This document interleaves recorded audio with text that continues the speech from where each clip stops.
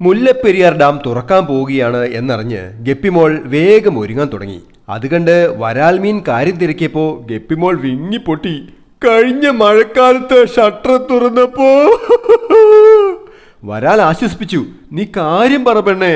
കഴിഞ്ഞ തവണ അണക്കെട്ടിൽ വെള്ളം നിറഞ്ഞപ്പോ ഞാനും ഇച്ചായനും ഹണിമൂണിന്റെ ത്രില്ലിലായിരുന്നു.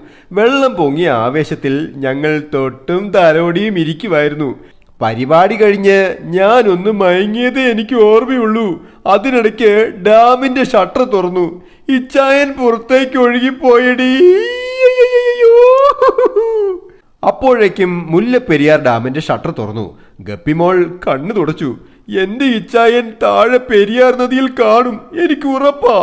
അവൾ വരാലിനോട് യാത്ര പറഞ്ഞ് പുറത്തേക്കിറങ്ങി. കുത്തൊഴുക്കിൽപ്പെട്ട് ശ്വാസം അടക്കിപ്പിടിച്ച് അവൾ പെരിയാറ്റിൽ വന്നെത്തി.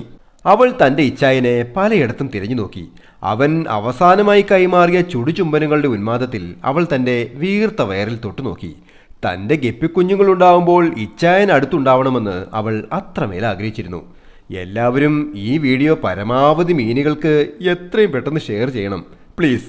Happy drawing, Saneesh Divakaran. അയ്യോ.